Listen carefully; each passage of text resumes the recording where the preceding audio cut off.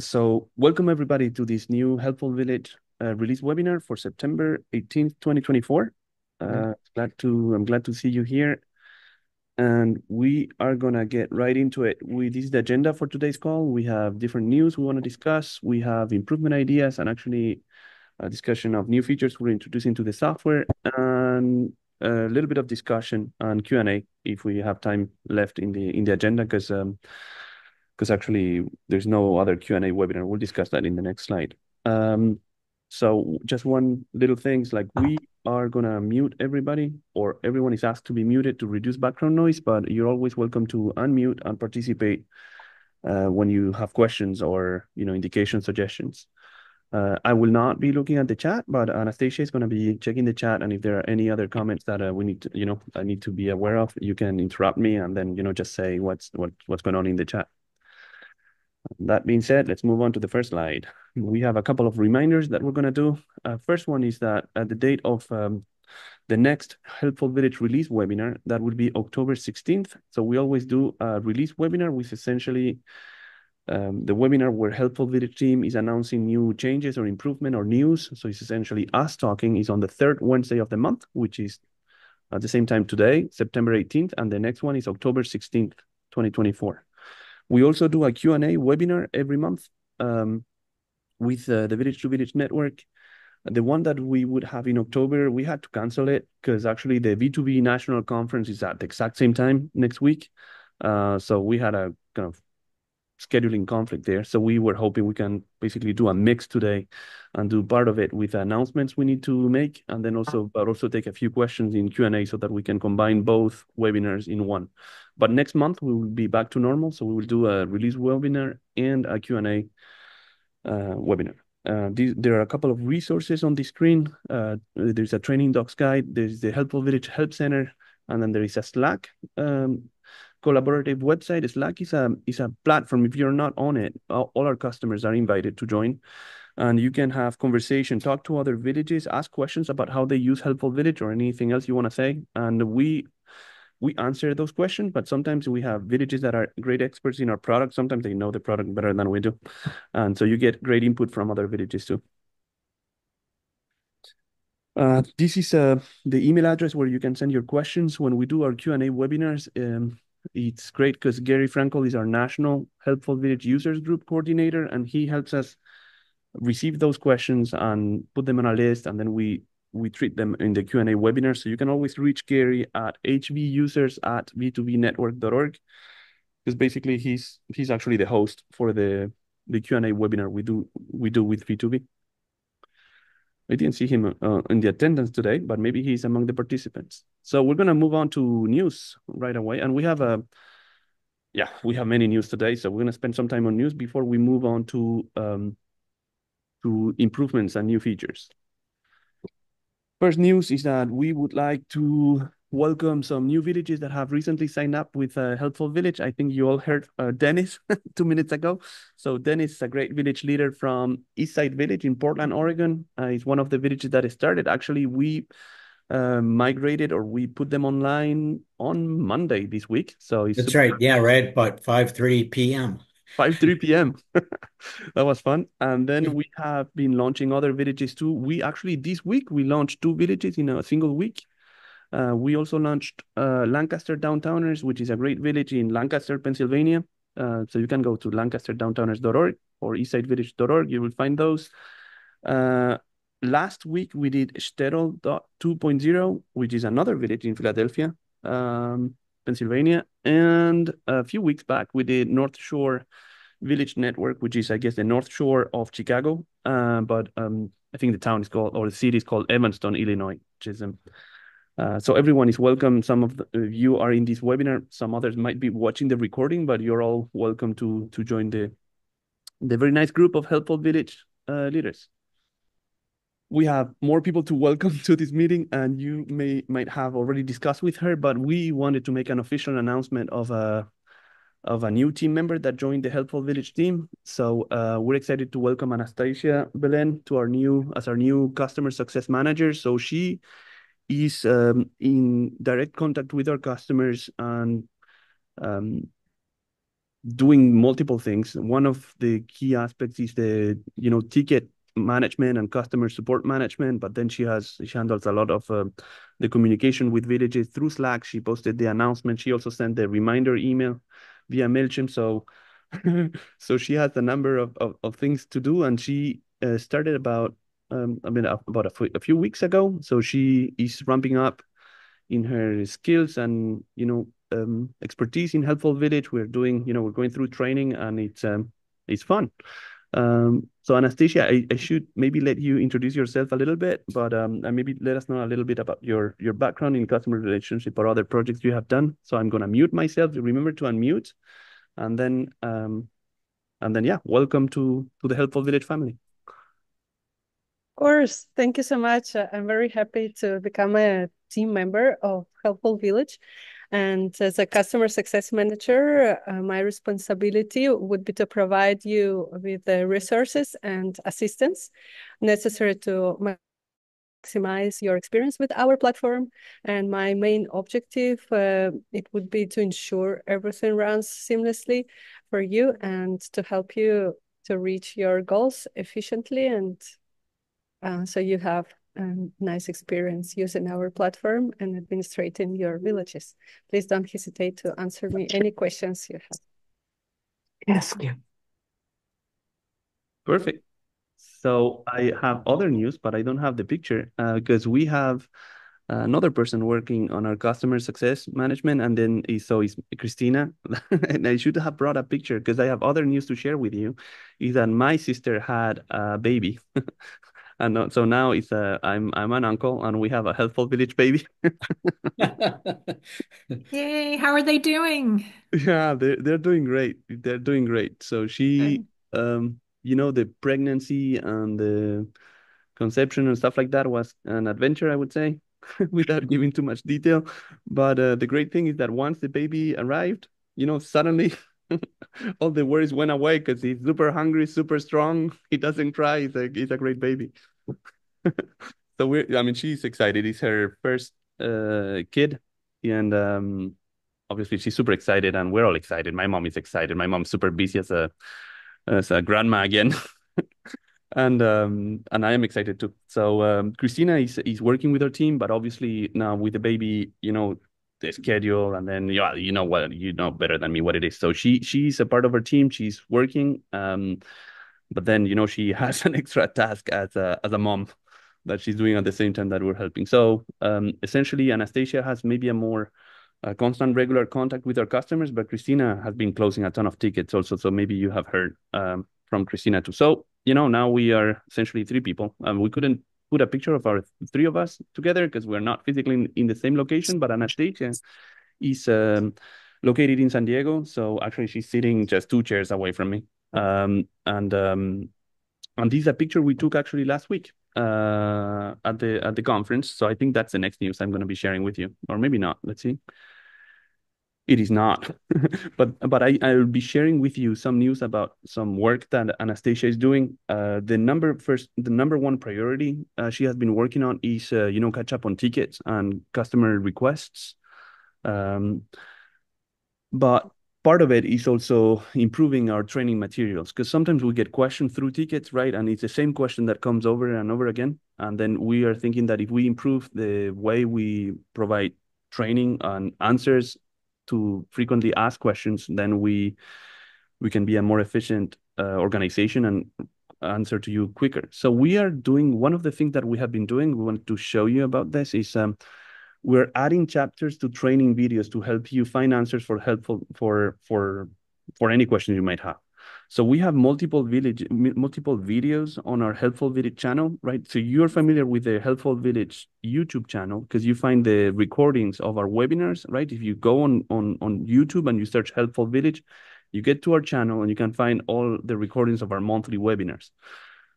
But sometimes some of those webinars contain key information that is buried in the list of videos that we have, right? So we're working on doing two things. First, making sure that we put those videos listed on the help center, right? So that when you have a frequently asked question and we have the answer in a video, you're taken, you're from the help center to the video. And the second thing we're doing is that sometimes the videos, for example, we did a treasure training that was maybe an hour long. And maybe if you have a specific question, you don't want to be watching the video for an hour. So we are adding these chapters, and these chapters are different subsections of the video. I'm going to show that in a minute. Where basically, okay, this is the question I have. I can go directly to the specific question I have, as in regarding this treasure question I had. I'm going to show you that. So basically, we have done 2 videos already where we have created chapters. We have basically a Helpful Village webinar 101. This is the video that we send to new villages that sign up with us. It's kind of, well, how would you start using Helpful Village? How do you create a person? That person, you make her a member. How does this person, register for an event? So it's a long video. I think a video that takes an hour and a half. But now we have added chapters so that it can go specifically to one single interaction that you can do with the platform. And we have done it for a second video, which is thematic video that we did in the past, which is what do you do when your members and volunteers are not receiving emails? We receive, multiple tickets about this, and there are different things to know. And we have the answer for this in a video, and we added chapters to that video too, helping you find an answer to your specific question. And I'm going to show you this to you in a minute, but we have more videos with great training materials. We have a treasurer training and a MailChimp management training video that we have not added chapters yet, and we will do in the future. But let me show you what these chapters are about.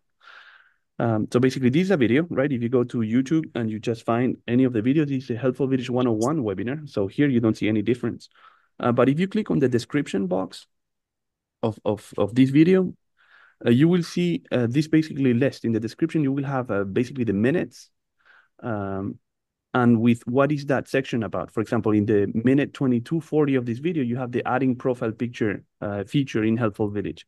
If you go, you want to know how to manage the notes or how to upload documents, is at the 39 minutes. So just because we added this information to the description, YouTube is generating now for us these different chapters inside the same video. See what I'm saying? So this is a very long video. It takes an hour and 30 minutes where we're dealing with several different, interactions or workflows you want to do with Helpful Village. Now you don't need to watch the full 1 hour and 30. You can look at basically this table of contents of that video, right? It creates these chapters, and these chapters, you can navigate the chapters in YouTube and go to the specific question you have. If you don't want to look the full 101, okay, you want to just check how the service requests work, well, then you click on this chapter and it's going to take you to the 50th minute that is explaining this specific aspect of the video. Okay, so this is different news. Last week, there was this statewide conference from Village Movement California, September 12th and 13th. So it was Thursday and Friday last week. And it's kind of funny because the conference was taking place in San Diego, or La Jolla, which is kind of same place. And it was very easy for me to attend because it's the street I take to take my daughter to school. So it's just great if we can do all webinar, all conferences that are so close. And we had a chance to meet with, plenty of our customers and villages in this area. I think we took a few pictures. This is basically the main room of the conference where there are a lot of villages. The conference was taking place at the West Health Institute, which is actually a foundation in San Diego that is working with us too, and basically interested in the relationship of villages with the healthcare system, right? Is maybe there is a way so that we can have better care and reduce the cost of healthcare if we make a better use of the infrastructure, basically the social relationships we build with villages and basically the healthcare care you receive through your healthcare provider. So I was explaining some of the work we are doing there in terms of connections with the healthcare system. So that was me on the right-hand side saying something super important. There was a cocktail party, so it was always great to meet some of the new friends. We had Bill Kincaid, president of B2B, that attended. It was great to meeting him there. Barbara Sullivan was there, but essentially most of the people were from villages in California. These 3 other people here are actually coming from Next Village San Francisco. So it was great to meet all of you here in San Diego. And this is the last slide about the conference. We had different presentations and content, so it was a high quality presentation. And we also spent some time in different settings. This is a dinner basically gathering where basically we're discussing more village stuff all day long, not only the morning. It was not enough to have the day, but also the night and the dinner. So it was a lot of fun. But now that conference in California has finished, and we're moving on to the next conference. And the next conference is the National Village Gathering. So basically, this is the Village to Village Network Conference, and this conference is taking place next week, Wednesday and Thursday. It's a virtual conference, so it's happening online on Zoom, and I presume you're aware of this already and maybe signed up. But we wanted to invite you to attend because it's always a good opportunity to learn about new things that other villages are doing and have new ideas. And also, this is an important slide for me. It's like we're changing the way we do the conference this year, the Helpful Village team, because what we were doing in previous years that I was giving kind of a Helpful Village 101 webinar, right? If you had never heard of us, right, we would make a presentation saying, well, this is Manuel, this is kind of how village starts, and then you do events and services and stuff like that, kind of the basic stuff. But we're doing something totally different this year. And we're going to be doing an advanced presentation of Helpful Village. So basically, we design our presentation to talk about what some of the most advanced villages in the nation are doing, and then sharing that with the audience. So if you're an existing customer and you are interested in learning about how to take your village to the next level, right, how to improve your current operations, we think you should attend that presentation, right? Because we're going to take an example of the best things that some of the villages do, right? There is not about one village doing everything perfect, but what happens most of the time is like we have one village here that does this part great, a different village that does another part great, and this other village that does this other part great. So we are gonna just present a collection of case studies of best practices in Helpful Village so that our existing customers can also take their usage of Helpful Village to the next level. We will also be talking about strategic initiatives.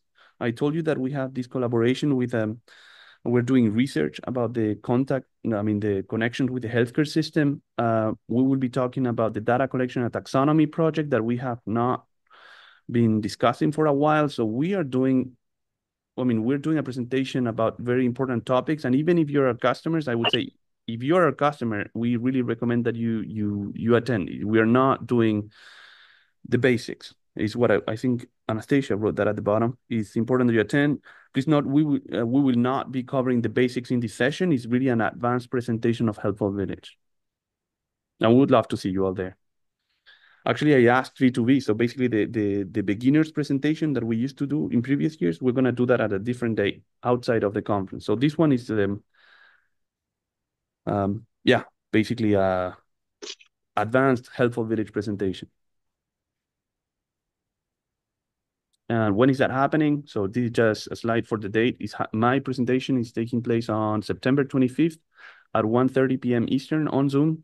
There are different breakout sessions at the same time, so you need to be careful to get into the right room. I think we have somebody from ARP that is telling us the ARP stuff at the same time. It's probably great, but I think you can watch their recording and come live to our presentation. That's what we would love to see happening. These are a couple of reminders. This is not news, but just reminders about the Help Center. If you're a new customer and you're not aware of the Help Center, this is basically where our documentation is. So you just need to go to support.helpfulvillage.com. You can use that search bar to type in any keyword question you might have, or the bottom part, which is basically different chapters or sections of our documentation. If you have questions or you want to submit a ticket, you're invited to do it through this website. On the top right, you see a submit a request, because when you do it that way, the system is smart enough that it will suggest you maybe an answer that might answer your question before you submit it. And if the question, the answer is not there, you can still submit it and our team will receive it and prioritize it. We have two different websites. We have one for support, that's the bugs and problems. You need to go to support.helpfulvillage.com. But when you have ideas or improvement or things you would suggest to make the software better, you do it on a different website, and that is ask.helpfulvillage.com. It's also a reminder. I'm going to take a second to breathe because I don't know why I'm speaking so fast. Then we're going to discuss about the release notes. So the next section here is where we present the changes that we're bringing to the software that is going to be added this month. And it's not, these changes are not on your server yet. These things are going to land on your server this weekend when we deploy them to the server where everybody is. Okay, first change that we are introducing is that we made the user profile more compact. So when you search a person in the database, right, or you look at the admin view of a person, you have several tabs. One of the tabs is payments, right? And when you look at payments today on the user profile, you can see all the payments that this person has made, including the payments, donations, and all of those things. But obviously, as time has gone by, you have some members that have, 20, 30, 40, or maybe even 100 payments. So it just became annoying to have this long list of payments that make the user profile more unreadable. So what we're doing now is that we are displaying on the user profile the most recent payment from this person. Essentially, the 10 most recent payments this person has made are going to be shown on basically on the pay tab of the person. And then if you want to see more payments about this person, there will be this link at the bottom that says view more payments for this person. If you click on that one, you're going to be taken to a list where you can see all the payments, right? So it's going to happen in the next slide. If I click on the link at the bottom, basically it's going to open a list of payments and where you can see not only the 10 most recent, but basically all the payments that this person has done paginated, right? So if there's multiple payments, you can search. So basically this is the extended list of payments of a person. So this is one.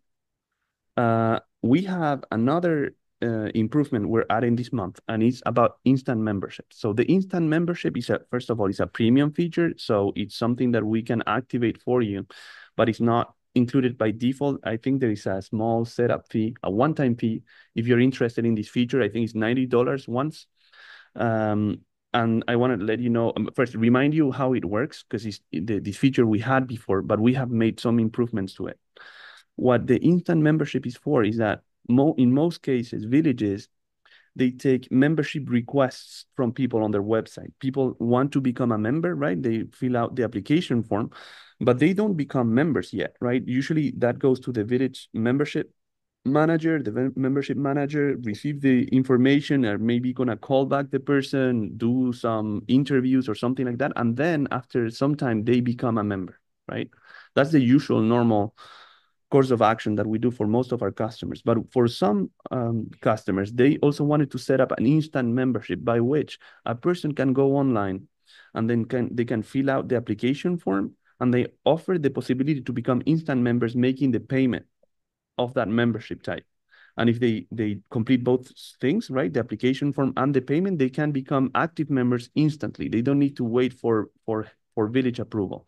So this is a choice that you have. I'm not saying you need to do this. It is an option you have. You can stay with the way you were doing things before if you prefer kind of having a review of the application form and then have them become members later.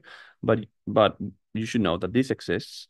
This is something that exists per membership type. So basically, you can have some membership types that are handled the way you have always done them, right? Which is, okay, you collect the application form, you review it, you process it, and then after some time, an admin validates.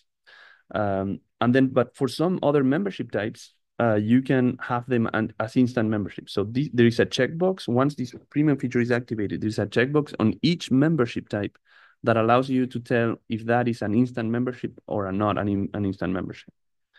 Now, that's a lot of words, so just let's move on to some images that describe how this works. So this is the application form. The application form, by the way, is editable, right? So if you go to the membership application form online, there are some fields that are required. All application forms will require your audience to fill out the first name, last name, email, and phone, because those are things. But you can ask some other additional questions. You can hit edit on the application form, and you can add the marital status, ethnicity, gender, if you want to ask those questions. Our recommendation, and there are many questions you can ask. We don't recommend that you ask many questions, because when you ask too many questions, that makes it more cumbersome for the person to fill out. And if a person interrupts, right, they don't go all the way through, well, then you never hear from them. So I prefer a short application form that the people submit it. And once you have heard of them, you can always go back to them and ask them for additional information. Anyways, this is pretty much the same application form that you had before. But now if you scroll down, actually on the first application form, you have a choice to choose what is the membership type you're interested in, because you might be interested in individual membership or household membership or social membership. You can choose the type of membership. If you choose a type of membership, as we said before, that has the instant membership option activated, right? The way this works, like if you select on this first screen on the left and you choose a membership type of that type of and then you click next or submit the application form, you will be invited to have a second step, right? Because if it's an instant membership and the system will detect that you are applying for an instant membership, the system will offer you the possibility to do the following. If it's a household membership, right, you can add the associated members. So basically, can be the partner, husband or wife. You can add the email, first name and last name there. If it's an individual membership, you cannot add an associated member. That's obvious. You need to check, that you're not a robot, but basically you're invited to pay the fees of that membership type, and then it's connected with Stripe. So basically a person can go in, enter the credit card information, and then, accept the terms and just submit. And when they submit, there's a number of things that happen automatically. First, this person has basically the membership information is set up, and then they will be set up with this membership type. They will become active members, and once we receive the payment, basically the payment will be recorded on their profile, and they have the possibility to log in right away. So it's really an instant membership is a good name, because a person, if you want to allow some of your membership types to be instant memberships, a person actually, they can do it online without talking with any admins or village staff, and they can start becoming members and log into the platform and, maybe put in their first service request. Again, don't freak out, I would say, if you think this is not the way you want to operate, because this is an optional thing. You don't need to go this way, but you definitely should know that for some of our villages, we're doing this. And if it makes sense for you to allow people to become members instantly, there is a possibility to activate this feature, take the payment, and have a much quicker onboarding process for your new members. Is the admin notified when that person signs up? The same way, yeah, it's a great question. So let me tell you two things. First, you see that there are two steps. Thank you, Pete, for the question. There are two steps, right? The first step, it happens all the time. If you have instant membership or not, it's just, you're submitting the information about that person, what membership type they're interested in. At the end of that first step, we already send you an email, right, to the membership manager saying, because sometimes a person might not complete the second step and maybe not make the payment, right? But we don't want to miss that. Even if they don't do the second part, it's interesting for the village to know that they're interested in membership. See what I'm saying? Maybe they didn't pay. So basically, there is an email that is sent to the membership manager, and the membership manager can follow up and check if the payment was made, etc. And then if they complete the second step, there is also an email that is sent, right? And this one, I don't know if it's to the membership manager or the treasurer, but I don't know. But basically, there are two emails that come into this process, and I think it's a good idea to send two emails, because if the person doesn't complete the second step, you still want to know about that. And this is a perfect transition for the next question, because basically there is another change we did for this instant membership, is that now remember the list of, our advanced villages know this, but basically you can set up email templates, right? So kind of email messages that you set up where you customize the language you want to use when people do different things. For example, you can have email template for thank you for your donation, or thank you for renewing your membership, right? So there are different type of membership of email templates depending on the action that is happening. So now we hooked up this email template, right, which is called first confirm membership first payment with the instant membership feature. So when the person does it, the system is going to check if you have created an email template of this type, right? Confirm membership first payment. And if you did, we're going to use this email template to send an email to the member that newly signed up. And if they do it, we're going to include these variables at the bottom too. So the information about their membership, right? Like their membership type they're in, their new expiration date. So the same things we had for membership, actually, no, their name, etc. But basically also the payment the amount that they paid, and the date that they paid. So basically, sorry, let me rephrase that. Just in this email template, you can include payment variables. It's just as simple as that. The payment amount and the payment date. Okay, this is a different feature. So we just moving on to a separate one. So basically this one is a list of payments in the user profile. This is instant memberships. And now we're moving to a different feature that we added. Not that we added, it's more like a bug fix that we had before, but I wanted to let you know about this. So this is on events, right? If you look at the screen on the left, you might recognize it because a lot of villages do events. And then on the event settings, you can set up who can register, RSVP required or not, registration deadlines, and you have an option for selling tickets, right?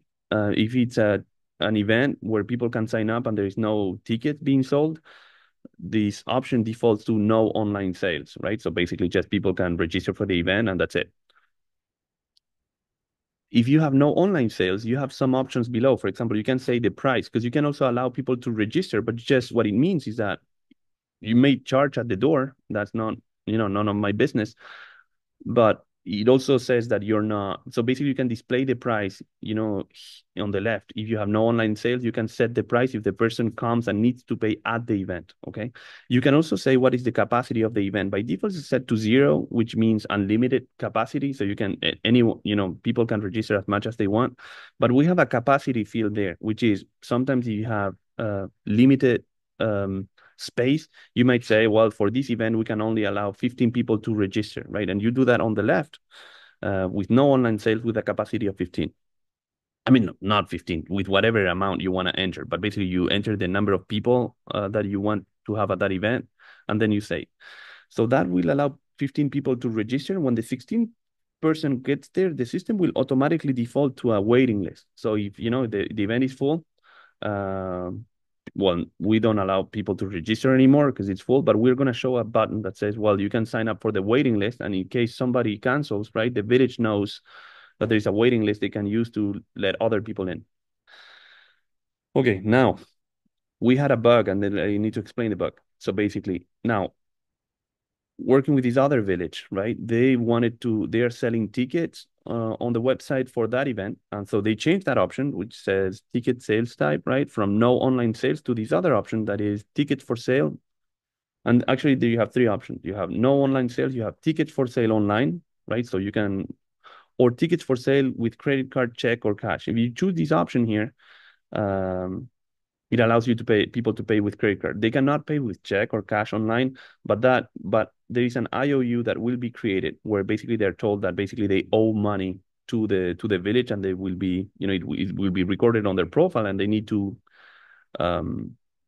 basically pay at some point in time. Now, what's interesting here is that if we create ticket sales types, right?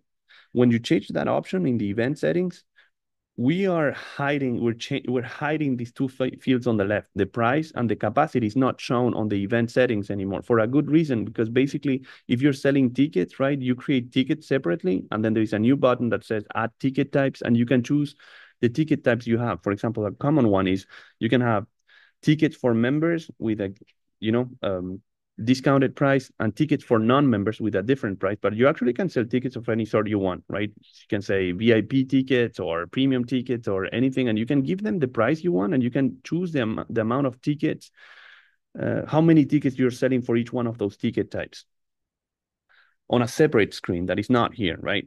But now what's interesting is that if you're selling tickets and you have multiple tickets that you're making available, then we don't need to have a capacity in the event. You see what I'm saying? Because basically the capacity is given from the number of tickets that are available for sale. So basically we are hiding those fields on the left. We are not displaying the price because each ticket type has a price, and the capacity is also coming from the number of tickets that are available that you're creating.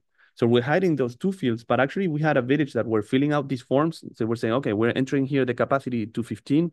And then when they created the tickets, they created 15 tickets, but actually that we had duplicate information. Anyways, I'm doing some bug fix on my end so that when you're selling tickets, whatever you enter here on the event settings is not taken into account. We're just gonna manage the event capacity through the number of tickets available.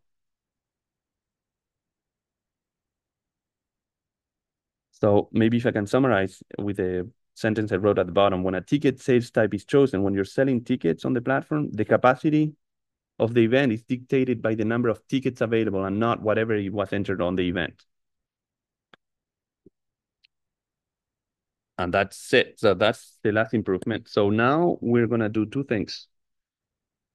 I can move on to demo and show you this thing about tickets because maybe it's easier to see it than, and then we have a little bit of time for Q&A. So if you want to start thinking about some questions you want to bring, not only for the things that it's about the things we discussed today, we can discuss those. But if you have any other question, we are here until for the next 20 minutes too.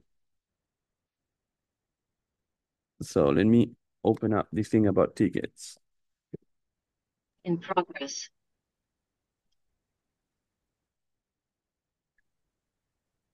Oh God.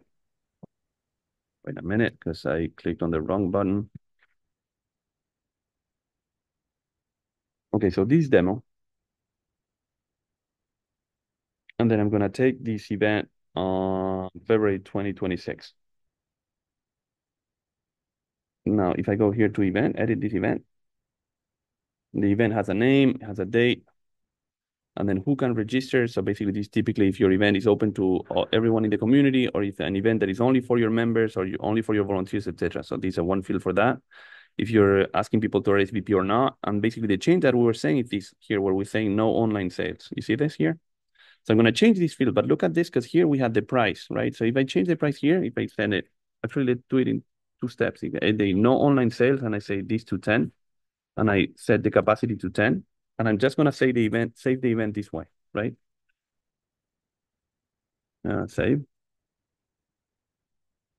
You see now, this is how the event looks. It has a limited capacity of 10 spots available, and the price of the event is 10. But actually, we are not inviting people to pay for those tickets because we said no online sales for this event, right? So if people click on register, they will be asked to enter their first name, last name, and then register for that event. So that is one way you can run your events. Like you're not taking payments online, just saying how much it costs. If it costs something, it can be zero also, right? And what is the capacity of that event if there is a limited capacity. Now I'm going to edit the same event. We're going to do something different. I'm going to delete this capacity. I'm going to delete this also to zero price. And then now imagine that we want to start selling tickets online, right? So I change this option. I say, and we have two options, three options. No online sales, what we had before. We can say, well, we allow people to purchase tickets, and we are only selling tickets online with a credit card. And if you do it with a credit card online, it's like the only way to pay for these tickets is online. See what I'm saying? It's like, well, actually you can, anyways. And then this other option here is credit card with check and cash, is that people can register online. I'm going to take this one. But if they don't want to enter the credit card payment and they choose to pay with pay later option, then basically it will be marked on their profile that they took a ticket they have not paid for. Now look at what happened here. When I change this option, see, it hit the price and the capacity of the event. Because as I said before, if we're selling tickets, right, there are different prices depending on the ticket. So that property should not be on the event, should be on the ticket type that we're creating.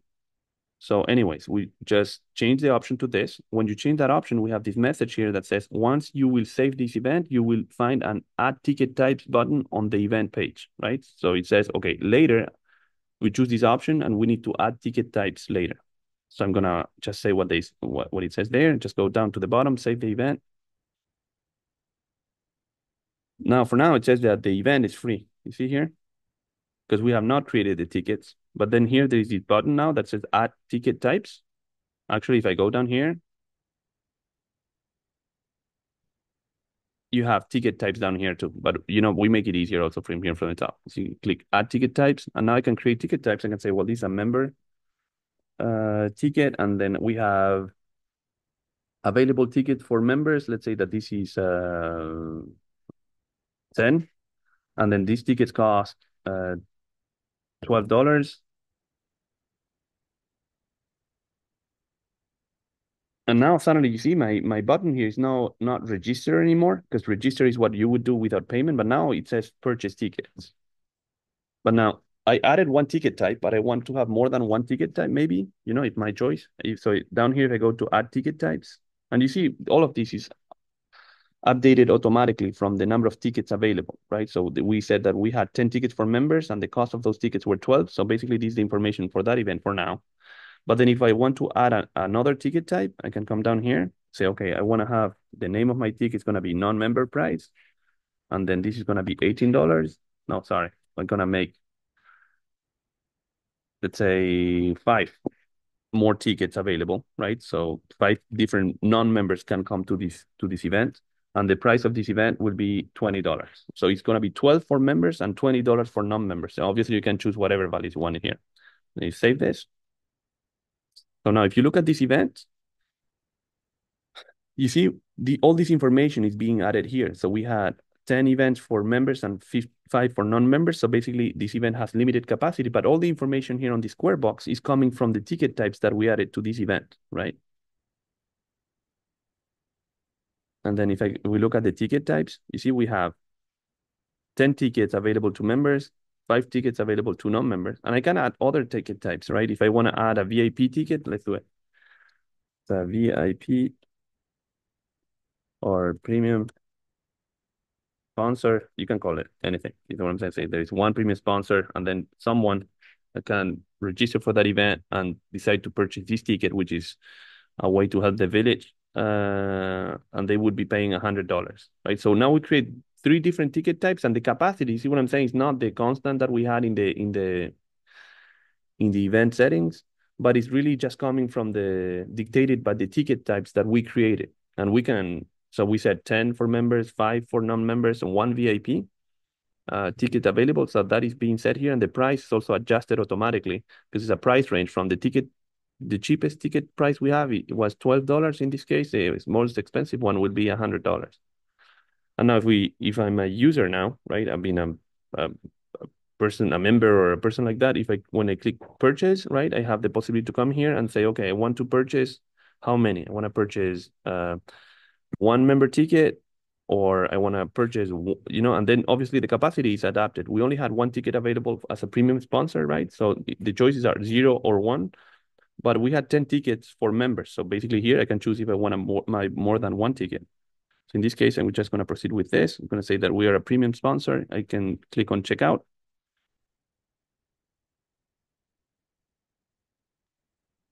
And then I'm an admin. So basically if I'm an admin, I can search the person in the database. If I'm not an admin, I cannot search. I need to enter my first name, last name, email, etc. And then I can pay with credit card. And then basically here, if you enter the credit card number,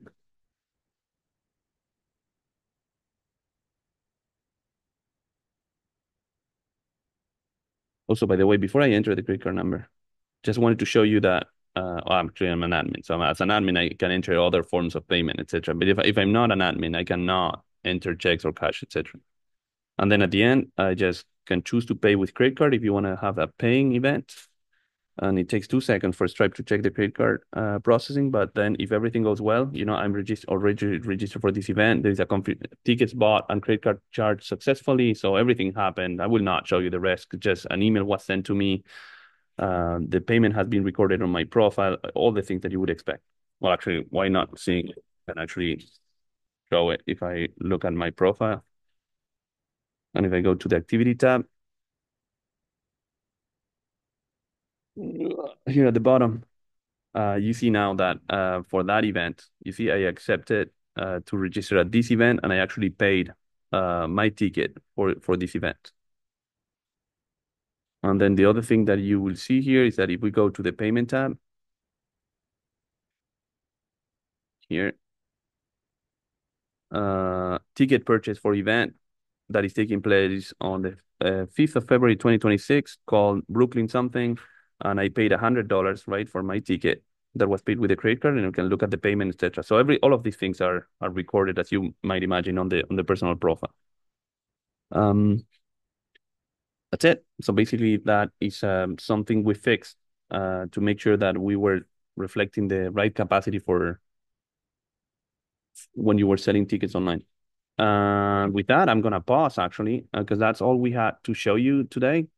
I don't know if we have a few more minutes, so I don't know if we have other questions in the audience, if someone wants to come in or not. You don't have to. Manuel, it's Margaret Connor with Sale.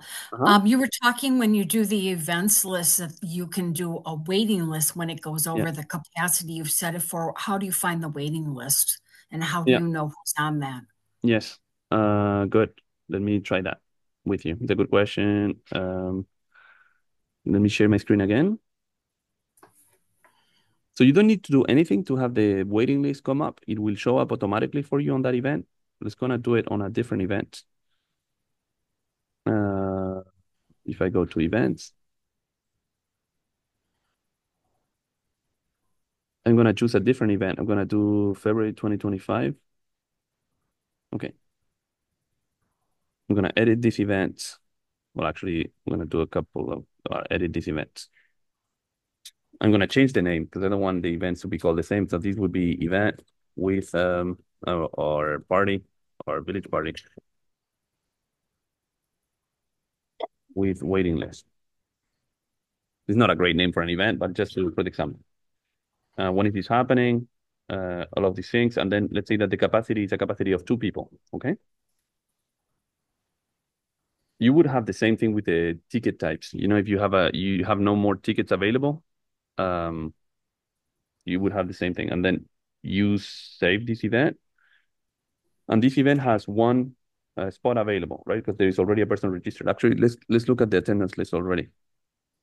In the attendance list for this event, we have 2 people, and you almost thought that I had a bug, but I don't, because basically, this is a person that is registered, is myself, and I had my mom here, but she's not accepted. So she had initially, wanted to come, but basically that she said she cannot make it. So this is an acceptance, and this is a decline. So we still have one person available. And then we have actually a person here in the waiting list. So it comes right after it. See what I'm saying? You see this person here? Yeah. So basically, if let's say that my mom declined, so she can no longer come, and then this person, now suddenly we want to invite them to attend to the event. Well, then basically select it, right? You click this one to mark as accepted, or any other person, right? And now we have brought this person from the waiting list, right? Is now included here in the participants of the event. Now I would still need to go to her, Guadalupe, and then here I would still do this activity, right? And then under activity, I would say send a message to this person, because you need to let them know, because we changed them, right? Suddenly we brought them from the waiting list to the actual participants list. But she doesn't know about it. So basically you need to, well, compose a message here. I don't know. You know, Opening. you're now registered. You see what I'm saying? I don't know. I don't have the right wording now. Register. We took you from the waiting list, and now I'm not gonna type the message because I will not come up with a beautiful message. But then just at the end, you just save it and put your signature and send it, and that the person will be informed of that. So I don't have to delete your mother out of that No, list. no, I wouldn't actually delete her, because it's useful information. Because if you have it this way, right, she's in the decline, and you click on her profile and you go to the activity tab, and you go to the list of participants at participation at the bottom, you see she's still registered here as a decline. And this is some information we want to know, because it's like, well, it's interesting. She was interested in this kind of event, but she couldn't make it. See what I'm saying? So I like keeping that information there. So Thank you. can I kind of follow up on that? Sure. If somebody was invited but wants to say immediately that they want to decline, is there a way for someone besides an admin to change them to decline? Well, no, because obviously, you need to be, well, there are 2 things. First, you need to have admin rights, because not anybody can just go to the website and add or remove people, right, from the participants list. Well, but I mean, if I want to say, no, I cannot come, but the Yes. organizer wants to know, Mm-hmm. wants everyone to Yes. respond. Yeah. Yeah. Uh, yeah. So I guess no, there's No, not a no, no, way no. that. I've been thinking about that, because basically there is a status there. Let me try something.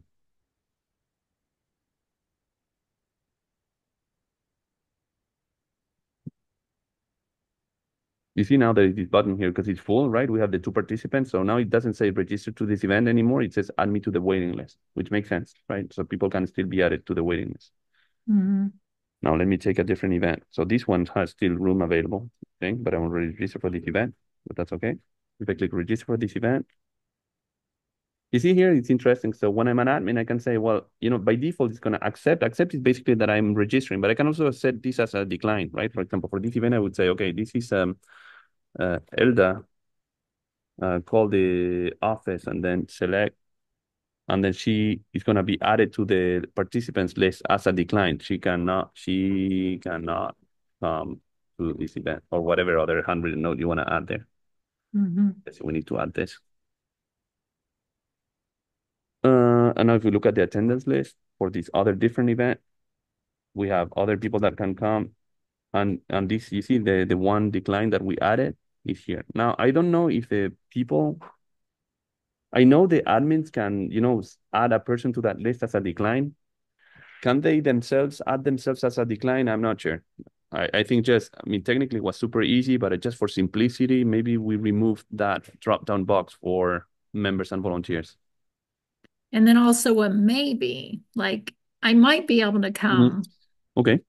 So if there's, yeah, no, I like it. So basically now we have this list of participants here, right? You remember this checkbox here? Because here is a good way to say not only who registered, but who actually came, right? So if you check this box, that changes this person from not only accept is registered for this event, but actually attended the event. So this is a presence list here. So you check these boxes and you edit this presence list here.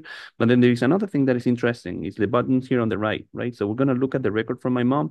First, if you need to delete them, as I said before, I prefer not delete them because it's good information to know that this person declined, right? Because I don't know, for whatever reason, but you can delete it if you want to. And the other thing you can do is you can click edit, right? And you can change this to something else. You can either change the comment, you can change the status. And actually, let me look at the options that we have here. And then here, by participation, you can choose if you want to take actually someone that may be a participant. You can move them also to the waiting list. You see what I'm saying? Or accept. So basically, their current status. We don't have a maybe. I didn't remember if we had a maybe or not. We have decline. We have accept. We have present is when they actually attended. Absent is like, you can have that option. I didn't know we had that option, but it's essentially maybe that absent. I don't know what that means. Maybe it means that you can use. Maybe it means that it was impossible for this person to come because they're not there. I thought it was. right, they intended to be there, but they could not make it. Yeah. So. Yeah. Okay. Perfect. Yeah. So I hope that answered the question. I think I see there is a hand raised. I think it's Leslie. Yeah, hi, Manuel. Yes. So we've been having a problem. I think it's a little bit buggy, the decline thing, because often decline will revert to accept. So like if we have an event and I'm clicking, okay, these people were all there. Oh, this person emailed me and said they couldn't come, so I change it to decline. Okay. And then when I save the responses, so I go to the bottom, save presence checkboxes, then the decline will revert and it will say accept again.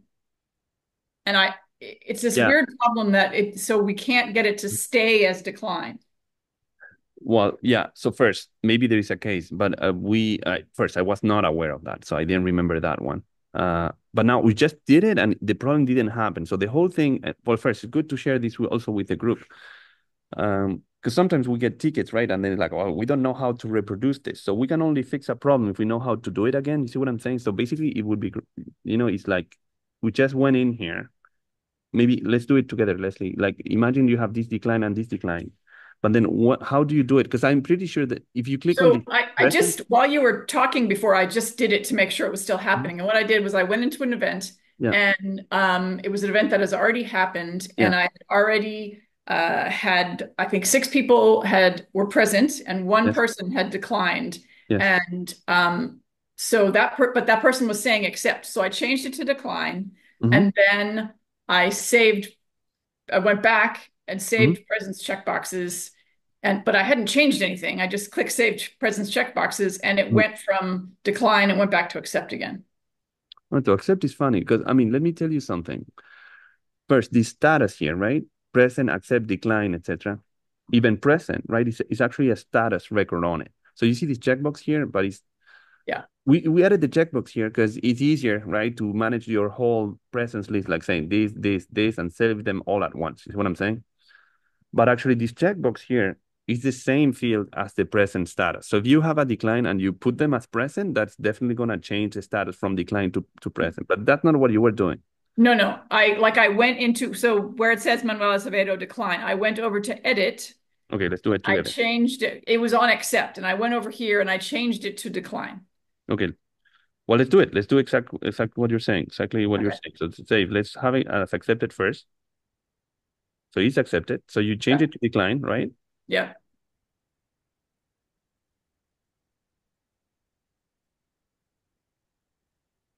And then all I did was hit save presence checkboxes. Let's And do it. I'm sure it's not going to work. I didn't change anybody else. I Yeah. just So let's do it. saved So I'm not checking this one, right?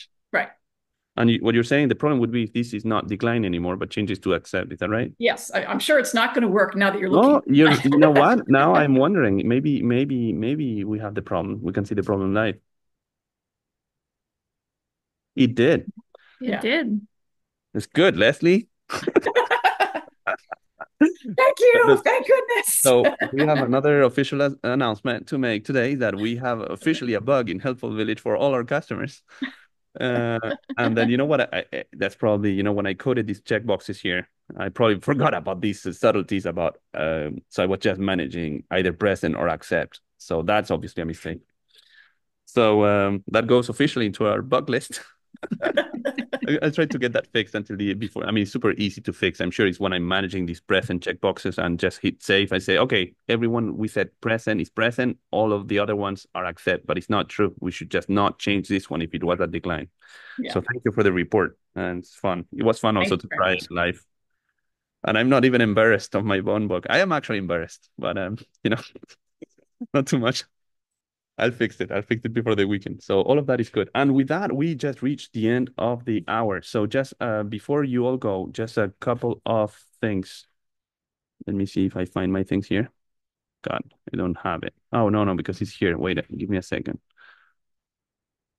Share. Yes. Here. So I wanted to share this one and just few one or two reminders for a second. First, there is no Q&A webinar next week because there is a national conference, and then basically there's a conflict of calendar. We will do a Q&A webinar next week. But for me, almost the most important message of today's webinar is that we are doing an advanced presentation of Helpful Village during the conference. We have talked in previous years, and some people say, oh, we already know about Helpful Village. Yeah, even for our customers, even if you know Helpful Village, we're going to make this interesting. If you're already a customer, because we're going to show what we think is an advanced use or even some future additions to Helpful Village. So we really invite our existing customers to attend our presentation at the conference on September 25th at 1:30 p.m. Eastern. And, we will be glad to meet you all at the conference next week. That was it. Thank you, everybody. Are you going to the conference in DC next month? A great question. I'm thinking about it. I have not committed to it yet, but I kind of wanted to do it. It's kind of the other corner of the United States. But it's a long flight, but I want to do it. So I'll let you know if I do it. Are you gonna go? Probably. Cool. Yeah. No, I like going. I just did this in California, and it's great to meet our customers not only on Zoom but in person from time to time. And Right. I met you there last year. Yeah, Yes. it was great. So definitely, I'm trying to do it. So basically, I need to make it happen and take care of the logistics. But the WAVE is the Washington Area Villages Exchange. The villages around DC, Maryland, and Virginia, and trying to go there too. Okay, Great. everybody, Thanks. thank you all. We will post the recording of this webinar to Slack and to YouTube as we usually do, and then we are excited to serve you as we do every day. Thank you, everybody. Bye bye. Thanks. Bye. Bye. Have a great day. You too.